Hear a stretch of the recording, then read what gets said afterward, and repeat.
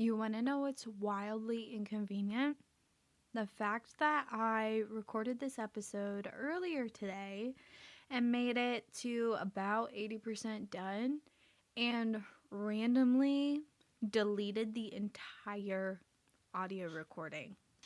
Yeah, that is highly inconvenient. Hello and welcome to the Hounding Harmony Dog Training Podcast, the show that helps you go from chaos to calm with your dog, one episode at a time. I'm Emily, a dog trainer and licensed veterinary technician, here to give you practical tips, real-life strategies, and the confidence to raise a well-behaved, obedient dog without the overwhelm. Let's jump in and create a calm and connected life with your dog. Anyway, today is going to be the first in a new series I'm starting, which is simply titled Breed Research. The idea is to help you better understand certain breeds. So if you are in the market for a dog, you're going to be able to listen to one of these episodes and be able to decide if it's a good fit or not so much of a good fit, and then continue to do your own research that is more specified to your specific scenario and circumstances. Plus, if you're not in the market for a dog right now, these are also going to be just really fun to learn some history behind the dogs, learn some common problems, and honestly just understand other dog breeds a little bit better. I know that if I found a series like this, I would for sure be listening because I'm just curious about this kind of stuff. I really enjoyed writing the outline and doing the research for this specific breed, and I hope you enjoy everything that I've brought together for you. So, without further ado, we're talking about Australian Shepherds today, which I am very fond of because I just so happen to have an Aussie in my own life. If you didn't know, it's kind of the dog that trained me. His name is Coda. He's 8 years old, turning 9 this next year, and I have no regrets having this dog breed. He's the best dog I've ever had, and I fully attribute that to the amount of commitment and time that I put into training him and preparing him to be now an 8-year-old dog that I can trust. To start us off, I'm going to talk about some history behind the breed because the Aussie kind of has a confusing name. The Australian Shepherd, or Aussie, actually isn't from Australia at all. Its roots trace back to, and I'm reading this because no way was I going to remember this, but their roots trace back to the Basque region of Europe and Western United States, more specifically California. Apparently, the reason that they are called Australian is simply because at some point they traveled to Australia to work sheep or livestock there, but they did not originate there. That's just what people started to remember them by.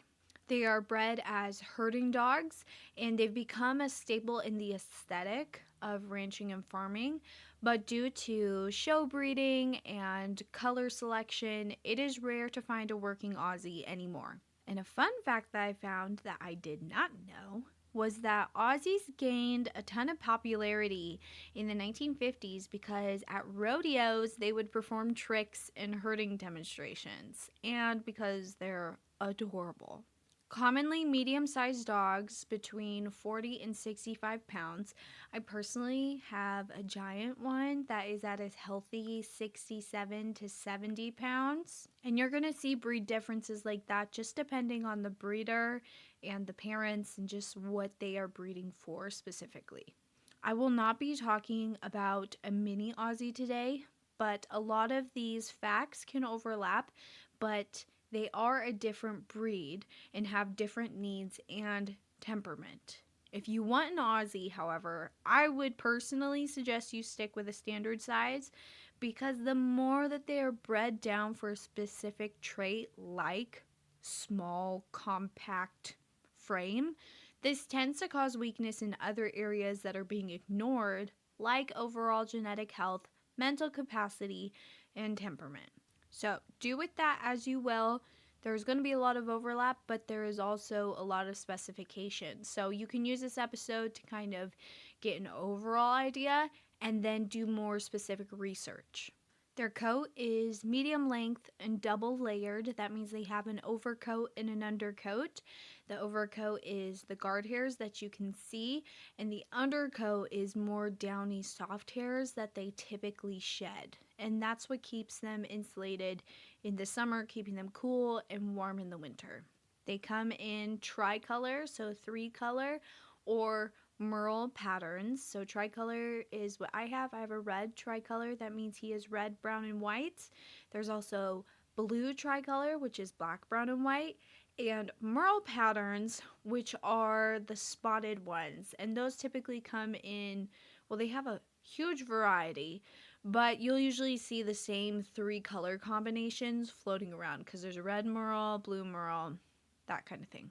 They shed year round, and they're going to blow their undercoat seasonally.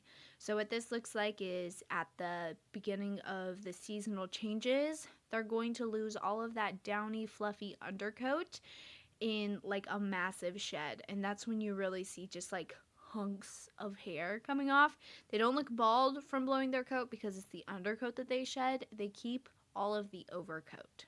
Coda already blew his coat in, I want to say August, early September. And so with that, I brush him out and make sure that I can get as much hair out as possible because it's a lot. Something to mention about coloring is that you should not ever buy a double merle. That's when both parents are merles.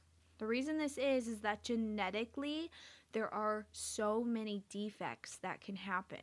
And a large portion of the pups, it is more rare to have a normal pup out of that litter than it is to have a defective one.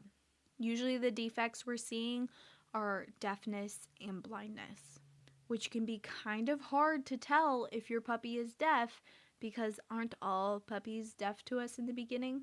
So if you see someone selling double merle puppies, they're either clueless or incredibly unethical. Something else worth mentioning, and it's an opinion, and it's an opinion held by most of the professionals that I know, that the more unique and fancy the color type is, the less brains they have and the more likely they are to develop allergies. So Merle Aussies, though they are very pretty, they're not very smart, as well as they may have a propensity to anxiety and allergies. I don't know if there's a study behind that or science behind that other than the fact of experience. For grooming, they definitely need regular brushing so that you can manage matting and shedding. So I was blessed with a really good self-grooming Aussie. He does a ton of coat care on his own, and I make sure to brush him about monthly to help manage that shed. However, I vacuum constantly. Not all Aussies are going to be naturally clean like this. A lot of that depends on their upbringing and how they were raised in the puppy stage. So specifically, I'm talking about kennel training. If they had to sit in their filth consistently, frequently, they're going to have a higher threshold for filth. Like they're going to be just more okay with being dirty. This is why when I talk about kennel training, I tell you to take them out when they need it and as soon as they make an accident, or as much as you can. I know there's so many variables, but in my opinion and my practice, I just make sure there's as little chance to be filthy in their kennel as possible. Of course, personality definitely feeds into this because even with all that training, Drax, I'm pretty sure Drax doesn't clean himself. I think Coda cleans him for him. And if you have an Aussie that doesn't really pay attention to their coat health, you're going to need to be brushing them more than once a month. So I had a border collie. They have very similar coats to Aussies, and it was well within my best interests and hers to brush, even if it was just quickly, once a week, because she would get mats so quickly. She was a dirty dog. It was just better if I kept up with it. Common health concerns include hip dysplasia, epilepsy, cataracts, and sensitivity to certain medications due to the MDR1 gene. If you don't know what MDR1 is, it is multi-drug resistance 1. The following information that I'm going to be reading to you came from an article based out of Cornell. I'll have that linked in the description. So I'm just going to read you what they have to say about it. And then I'm going to summarize it at the end so you don't get confused. So, multi-drug resistance 1, drug sensitivity, is a result of a genetic variant that can place dogs at risk of severe or life-threatening complications after taking particular medications at specific doses. This variant causes a change in a protein called P-glycoprotein, or PGP, which allows drugs to cross the blood-brain barrier and cause nerve damage. So, under normal conditions, the protein helps eliminate drugs after they have been administered and helps keep specific substances, including some drugs and toxins, out of the brain and other organs.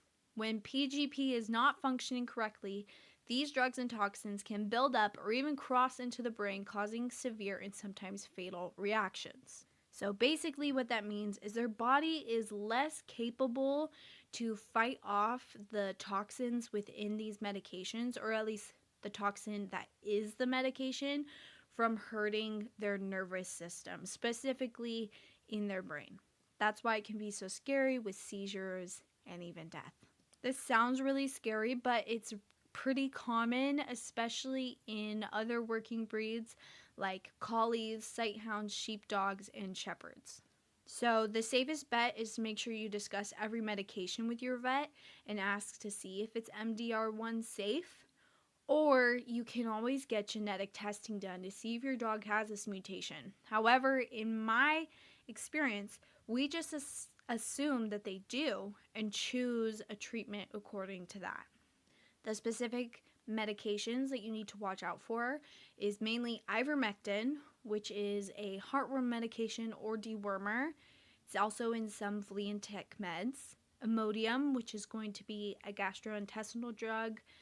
Anesthetics, antifungals, and combination drugs. They can kind of sneak in under the radar with one of the other drugs that we just discussed.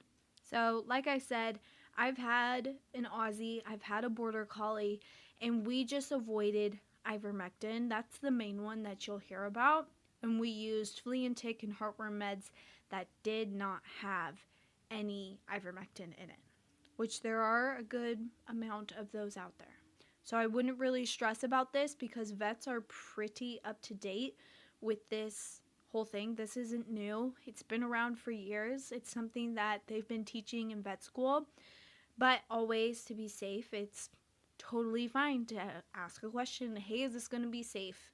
Since it's an Aussie, since it's a collie, whatever. I always encourage being your own advocate in healthcare, being your own pet's advocate, just making sure that you ask those questions that are important to you. Typical lifespan is 12 to 15 years, especially with proper health and weight management. So if you want to encourage the longest life that you can, make sure you're keeping them at a healthy weight because, like we saw in the other health concerns, hip dysplasia is really big. So joint health.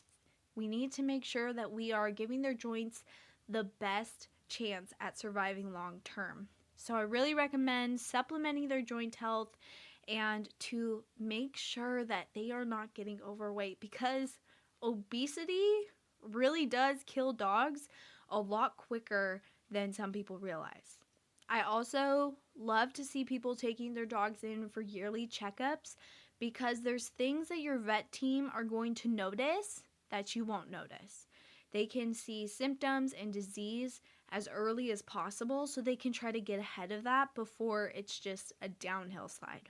All right, let's jump into personality. They're extremely intelligent and very eager to work, and they want to please you. They're little people pleasers. They have very high energy and are always looking for a job. So you're going to have to give them a job, whether that's sports or training or tricks, whatever it is. If you don't give them a job, they're going to find one. They can be very loyal and affectionate, but also can be reserved and protective around strangers. I have found that this is really dependent upon their socialization.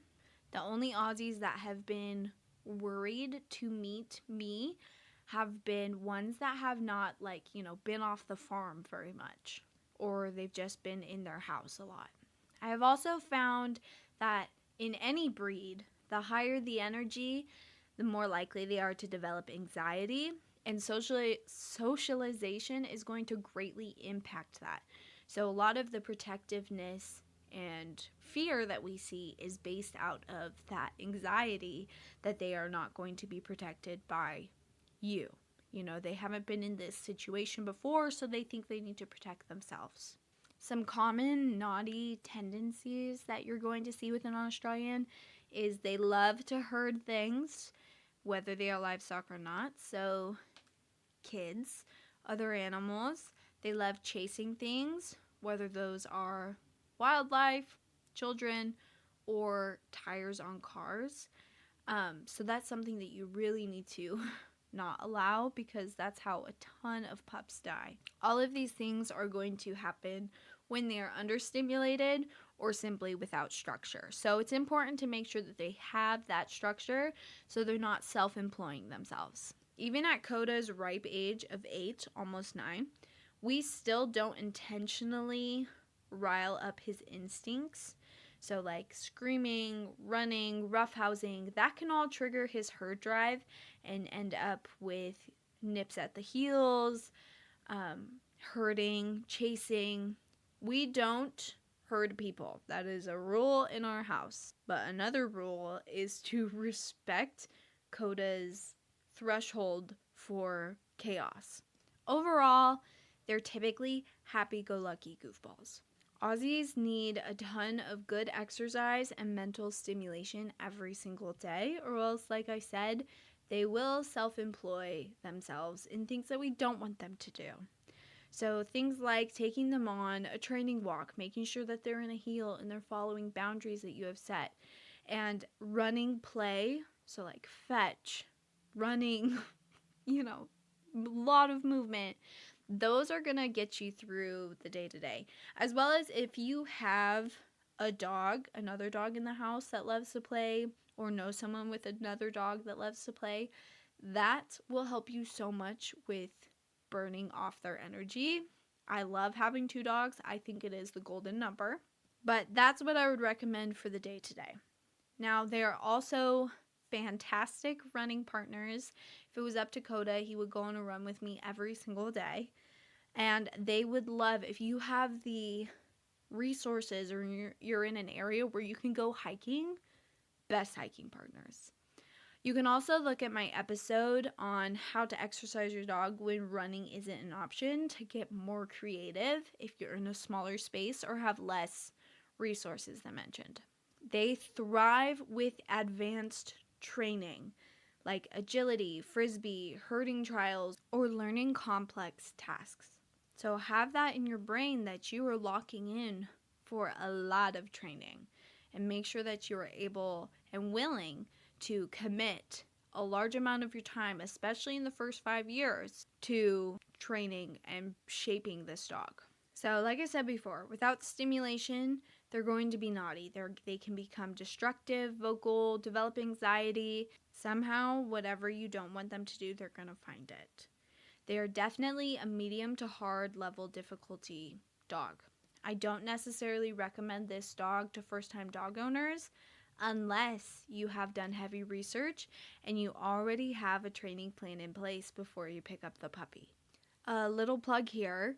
I already have a training plan for the first month or so with your puppy that you can pick up and feel more prepared before you get your dog into your house and have no idea what to do next.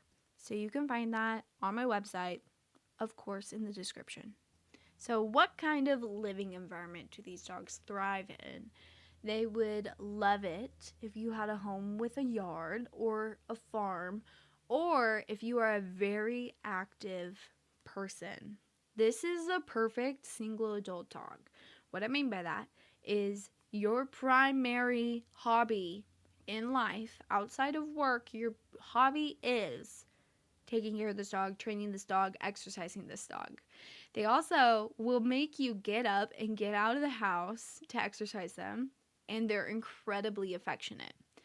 To be honest, I got Coda because I had moved to a new state and I had no friends yet.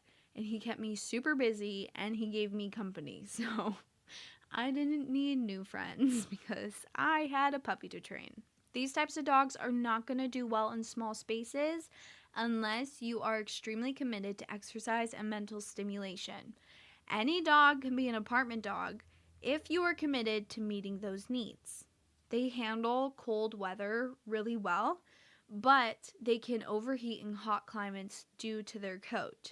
So, my biggest tip is to make sure that you're taking them outside to acclimate to the seasonal changes as much as possible so that they can naturally adjust to those seasons. And always, always recommend to keep them at a proper weight.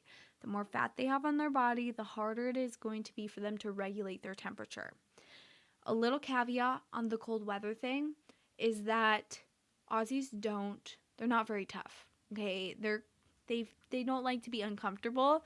So your Aussie might hate the cold simply because it's uncomfortable. Or they might think the snow is the best thing ever. Depends on their personality. For training, it can move so quickly because they are so smart and they just want to make you happy. But this also means that they're going to learn bad habits that you accidentally teach them super quickly as well. So get a jump start on training early, like day one, you're training, which honestly is a tip for every dog breed, but especially take it for this one. Early socialization is going to be crucial to prevent reactivity and overprotectiveness. So Aussies, it's not normal if you see an Aussie that is overprotective, aggressive. If they're not a bouncy ball of fur, that's not normal. They end up like that because of socialization problems. I've met a ton of anxious, nippy Aussies, and the difference between the happy ones, the happy-go-lucky ones, and those always is going to come down to socialization. So take them out often, and make sure it's a good experience. I have an episode on socialization, so please go and listen to it if you need some more specifications. They absolutely need to have a job. Like I said earlier, if you are not giving them enough structure, they're going to self-employ. So please stay on top of the training because training is a job. Making you happy is a job. They just need the structure to know how to do that. Something else that is true across the board for all breeds, I believe, is the higher energy the dog has, the longer it's going to take for them to grow up. So like I said earlier, if I felt like it took Coda 4 or 5 years before I had a good dog that I could trust and that I wasn't constantly training. So be honest with yourself on if you're ready to commit to that much time to be consistent with training. Because me personally, right now, with a husband, a toddler, and a baby on the way, I am not willing to commit time to an Aussie puppy right now.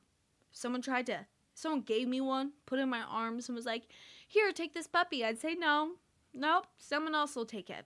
I am not in the mental place to prescribe that much time to a dog right now. And in the future, when we do get another dog, which is going to be a long time from now, it's going to be a lazy potato breed. It is not going to be a working, herding, high energy nothing. Watch me eat my words. But just be honest with yourself about what you're willing to commit to. As far as family compatibility, Aussies can be really good with kids if they're properly trained. But they do have that herd drive, so they may try to nip at them or they may get overwhelmed when things get really chaotic. So just make sure that you are training your children how to act around dogs and that you're also training your dog what is acceptable with a human being.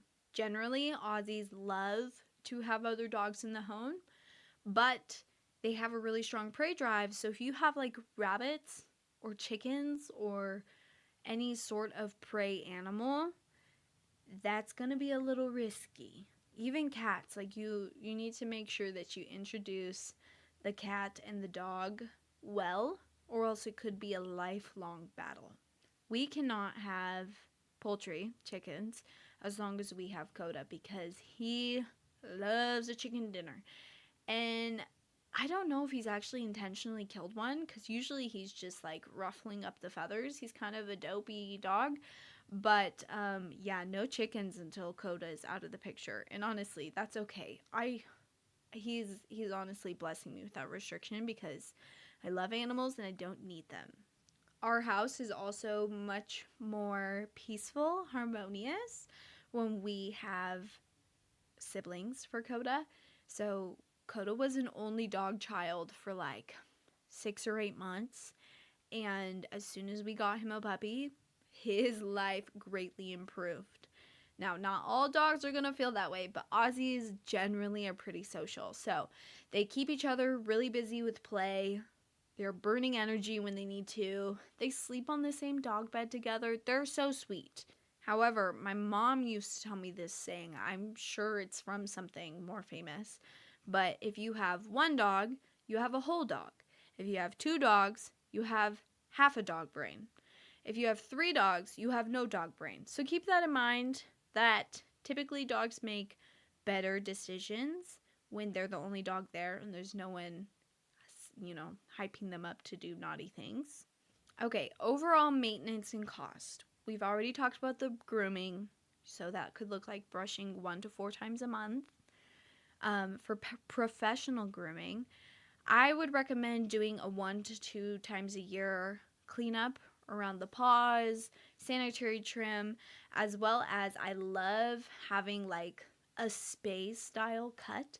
Don't really know. I feel like we called it something else, but it's when I trim Coda from the top of his ribs, or like the bottom of his ribs, down his hind leg armpits. I'm trying to use non-medical terms so that you understand what I'm saying, but his whole belly is shaved. I do that in the summer to help him release more heat. And then the paws, that's a year-round thing. So like in the summer, it's nice to keep the stickers and mud out. And in the winter, it's going to really help with ice. And then they can always get mats between those toes. So I love giving him a good professional grooming a couple times a year. But you can take them in on a regular schedule to keep them looking like show ready and really sharp.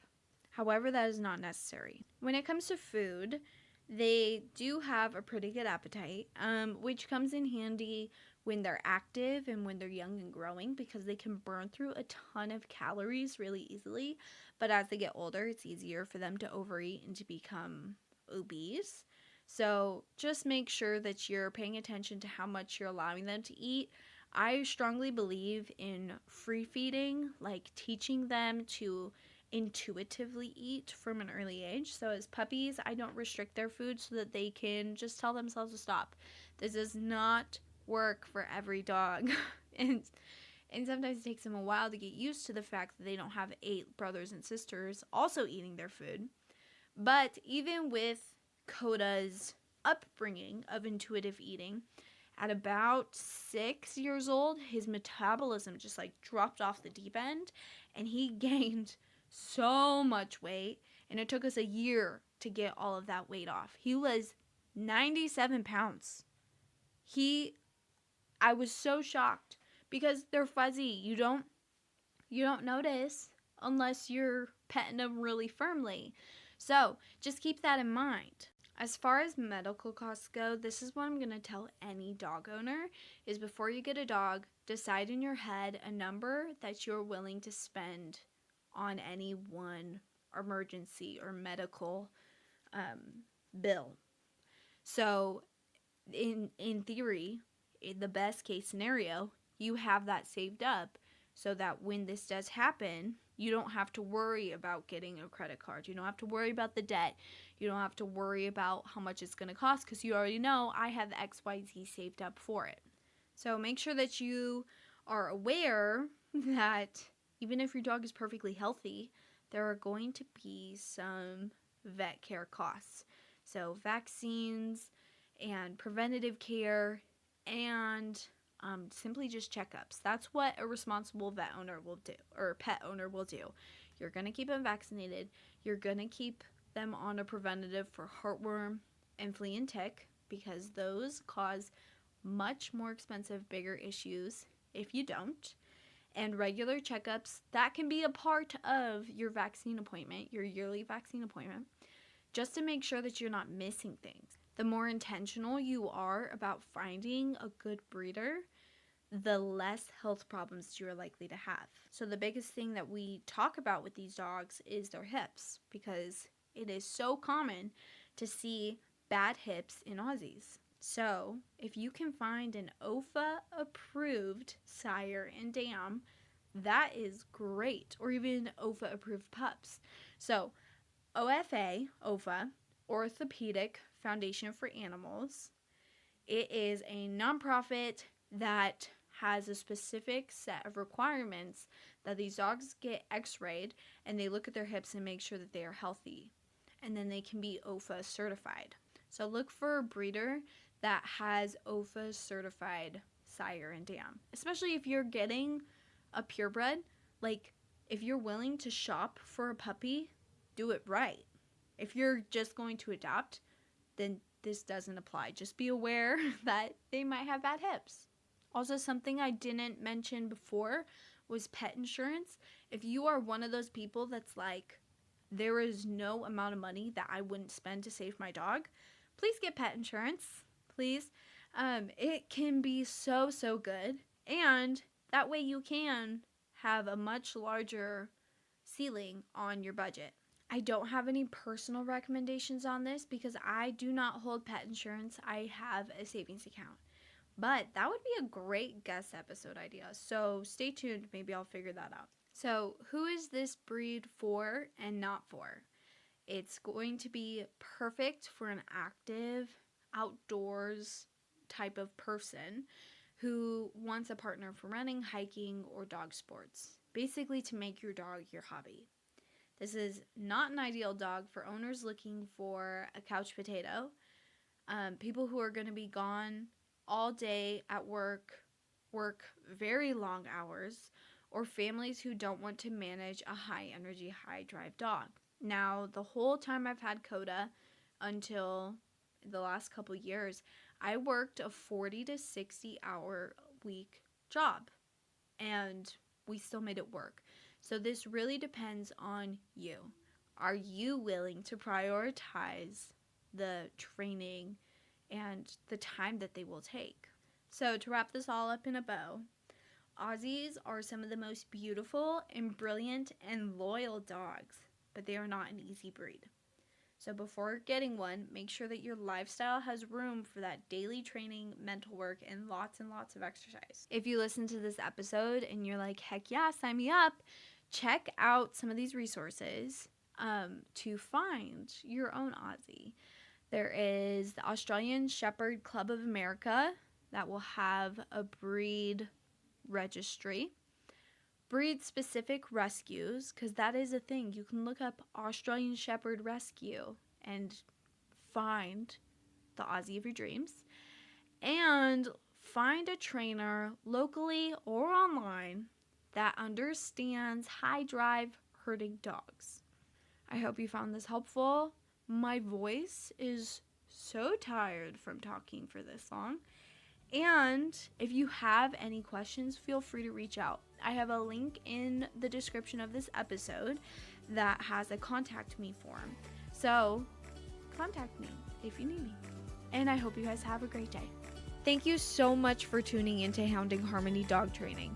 If you found this episode helpful, it would mean the world to me if you'd follow the show and leave a quick review. This helps other dog owners find the support that they need too. For more tips, training help, and encouragement, follow me on TikTok and Instagram at HH_dog training, or you can check out the resources in the show notes. Until next time, keep hounding that harmony.